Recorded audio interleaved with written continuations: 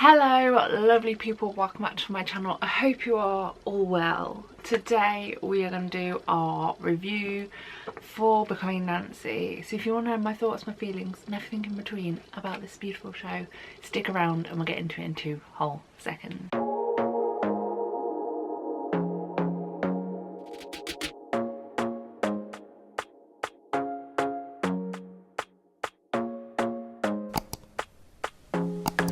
So we are back with the review. Why am I doing air quotes? Let's get this spiel out. Let's see if I can do it in less than like 30 seconds. For each show I just to go and see with my hard-earned money, I do 2 separate videos. Number 1 is the nervous guide video. That would have been my previous video on this channel, and basically the nervous guide is where I talk about my experience seeing the show, any content and sensory warnings and everything else like that, all wrapped up in a nice neat bow. Then we get on to this video. This is what we call the review. It's not really a review, it's more me telling my thoughts and feelings about a show that I have seen recently. I'm in no way a professional. I just like to go and spend my money that I worked hard for on theatre tickets, and that is that. There we are, there we go. Let's get into it. I'm going to stop doing the hands, I don't know where they're coming from, but we're talking Becoming Nancy, currently at the Rep until the 2nd of November. This is the 3rd UK premiere I have been to see at the Rep over the years. I have had the pleasure to see What's New Pussycat. I also had the pleasure of seeing Sinatra. There was also Bangor Nation. Me and times just didn't work well for that one, so I sadly missed it. I'm very gutted. But we're back with another UK premiere of a show. This time it is Becoming Nancy, and oh my goodness, have they battered it out the park yet again.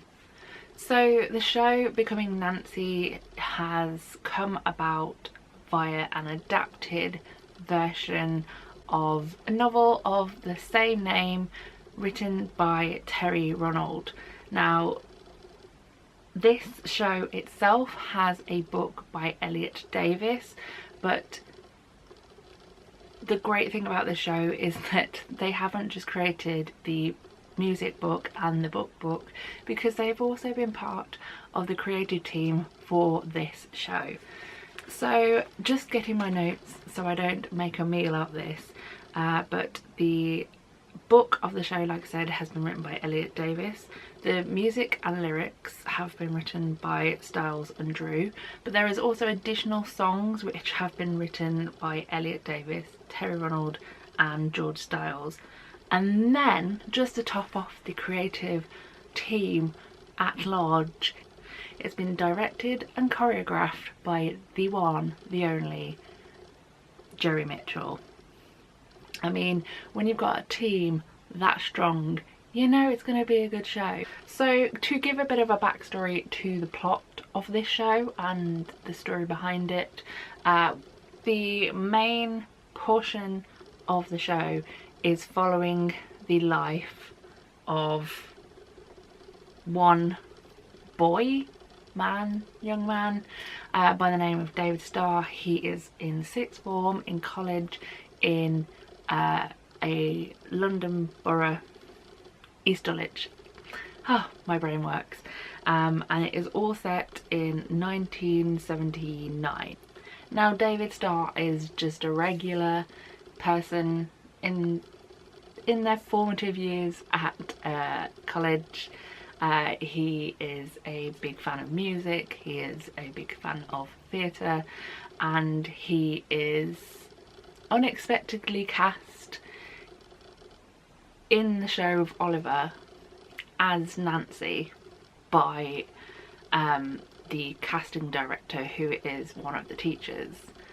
Now, this one decision spawns a whole range of experiences, a whole new journey for David, which you experience through his eyes. In fact, he also at times breaks the 4th wall and does little asides to the audience. it's just very cleverly put together. To quote the poster, it is a new musical about first love and finding your voice. So much easier. What I enjoy about this show is that yes, it has that key main story, but it has other stories going alongside it, with different characters at the pivotal point of it. But it isn't like they are separate things and it's like, oh, we're just going to talk about this plot point for a minute, and then, oh, we're coming back to David, oh, we're going to go to this one. It all just molds perfectly well together, and I really enjoy that. It's not like we're trying to put a lot of things in there and some of it might stick, some of it might not, and some of it we might not talk about. If they put it into the pot, it is contained, it is moulded together, it has produced this beautiful, beautiful show. So alongside David, you have a secondary story about racism, and it's kind of told in part by David's best friend Frances and what she goes through in her world. There is also that love story, and there is also how the parents are dealing with it. It's so many different journeys, but it all just molds into this perfectly little shaped musical. Creatively, it is just a fun feast for the eyes. The set design, which seems simple, is so cleverly put together.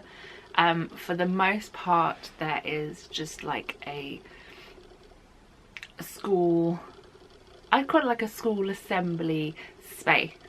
There is a stage towards the back under a arch, but that stage can move forwards and it can move back, and it can be different things. It can be a kitchen, it can be a stage itself, it can be a platform.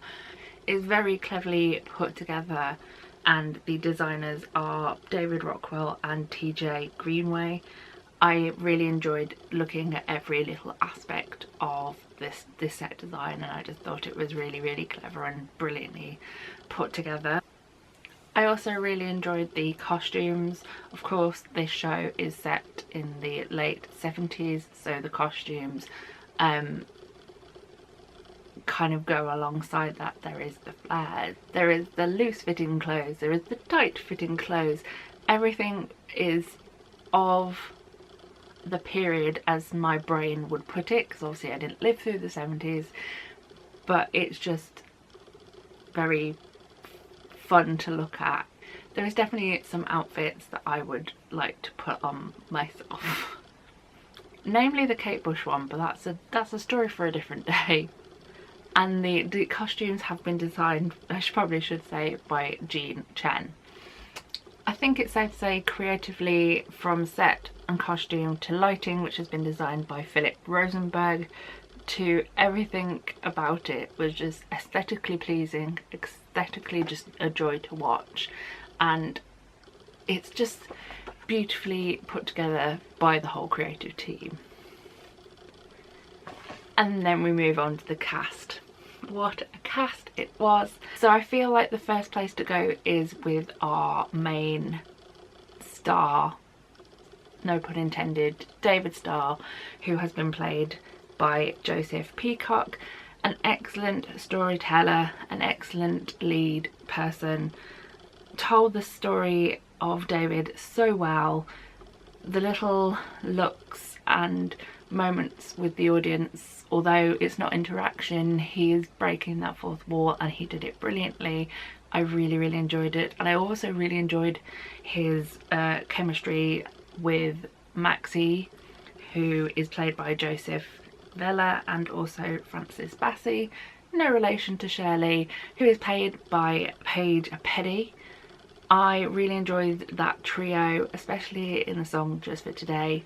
Excellent piece of musical theatre, which I'm not gonna lie, I've been listening to the cast recording, or the elements of the cast recording that they put out as an EP, since I saw this show a week ago. Every single day since I've seen it, I have been listening to that EP of songs. because it's just that good. There is a song for every time and a song for every moment. It is kind of my hyperfixation at the moment, and I'm 100% okay with that. The two Josephs of Peacock and Vella work absolutely brilliant together as David Starr and as Maxie Boswell.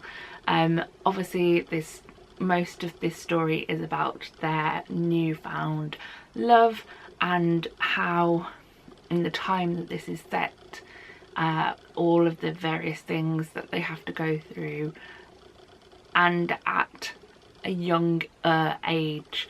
And it was really well portrayed by the pair of them. I really enjoyed watching the entirety of the show and seeing what they did together. It was just nice to watch, and you really rooted for that couple, which is always great, because sometimes you have this couple at the forefront of the show and you're just like, you could do better. Maybe that's just me. As I said, the role of Frances Bassey is played by Paige Peddy. She was a joy again to watch. The best thing about the role of Frances is that she essentially gets 2 moments to shine. When you are the best friend character, you tend to get one song that is your moment. Paige luckily and gratefully gets 2. In Act 1 she has a song as herself, as Frances, which is sung as part of the disco. It is a powerful song about how she feels being a person of colour in that time period, with the elements of racism that she has to battle throughout the show. That song is called Move Along, and I really enjoyed listening to her through that song. It's one that I really wish would be on the cast recording we have, but alas, we do not. However, in Act 2, the second song Paige is front and centre for is called Ready to Be Touched. She takes on a slightly different role for that song. She is kind of a Donna Summer club singing kind of person. Don't know the best way to describe it, but that song, as well as being a bop, is a great one for Paige to be singing. It's just very good, and one of my highlights of the evening, may I say. Playing the roles of David's parents, we have Rebecca Traherne and Matthew Craig. Rebecca Traherne, I feel like I don't need to talk too much on, because she's on the list of people I adore, and her portrayal as the mum of David is another great one. She also gets a song called About 6 Inches From Your Heart. It's in Act 1, and it's emotional, but it's so great. And to the writers of that song, I am so happy that they got Rebecca Traherne to sing it, because she's just happily going along with the song, putting all of her emotions in. Then towards the end of the song, she gets to go up into the atmosphere with her voice, and it's just incredible to listen to. I also really enjoy Matthew Craig as David's dad. He has various moments in the show where you are unsure how his story arc, if you will, is going to go. He is at the pivotal point of a few moments, which almost leaves you on the end of your seat, because you're just like, oh my gosh, how is he going to react?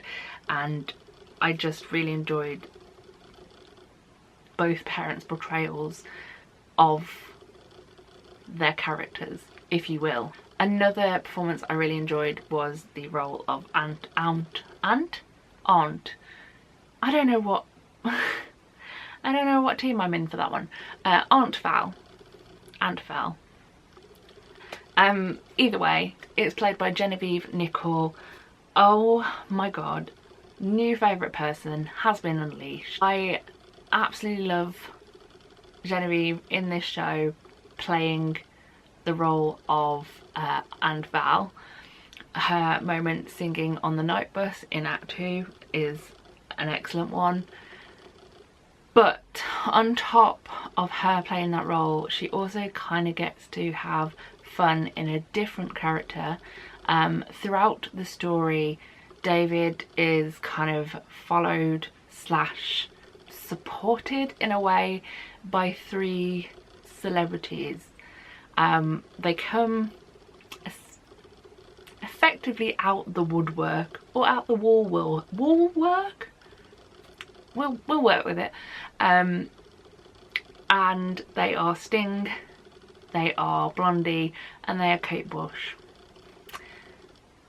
Genevieve plays Kate Bush, and the facial expressions that woman has as Kate Bush are a thing of joy. Every time Genevieve was on that stage as Kate was just a moment to stop everything and watch whatever she was doing.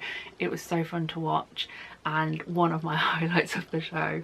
Whilst we're talking about Aunt Val and On the Night Bus, quick mention for Daisy Greenwood, who plays the role of Abigail Henson. Their work together in that song is absolutely beautiful, and I really enjoy, again, listening to it on the cast recording. I'm praying to all that we get like the whole show, because I am dying for it, but we have to be happy with what we got at the moment. Going back to the cast, let's talk about the 2 key teachers. We have Mr. McLarnon, who is played by Stephen Ashfield, and Mr. Lord, who is played by Richard Meek. Now, they are kind of the good guy and the bad guy in the role of teachers. Stephen Ashfield played Mr. McLarnon, or Hamish to the people in the know, is the best teacher in the world in this show. He is also the casting director who kind of pivots the entire show in the way that it goes. I really enjoyed watching Stephen in that role. It again was so nice to watch. The role of Hamish is quite a supportive person, and someone who is just the best person to have for someone like David to be there to support when nobody else is there. And then on the flip side, you've got the teacher of Mr. Lord, or Bob. Bob Lord is just a terrible human being, but Richard plays him so well. Like, you want to hate him, but at the same time, Richard Meek is one of those actors that you're just like, I can't hate you fully, even though you are playing an absolutely despicable man. It's very annoying. Every single member of the ensemble were absolutely incredible. I don't know if you can tell, but I'm truly in love with this show. It is heartwarming, but it's also a little bit heartbreaking. It's heart-stopping. It's just a must see show. And if this show does not get a life after this production, I am going to kick off. I mean, I'm going to be waiting on tenterhooks. I'm still to this day waiting for someone or the Birmingham rep to bring back What's New Pussycat, because that was a piece of theatre that more people should have seen. But I truly think that there is another life in this show, and I just hope beyond hope that it gets the life it deserves, because I thoroughly enjoyed myself seeing this show in full at the Birmingham rep. If you're a fan of the likes of Kinky Boots, Boy in a Dress, anything happy and heartwarming and just joyful and everything, then you know where to go before the 2nd of November.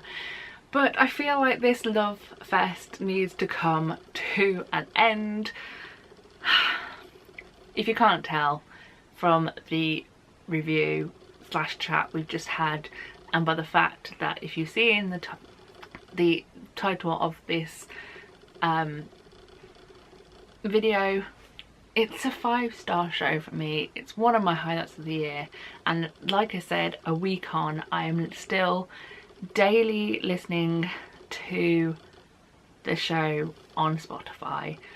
It is very much my hyperfixation right now, and I'm 100% okay with that.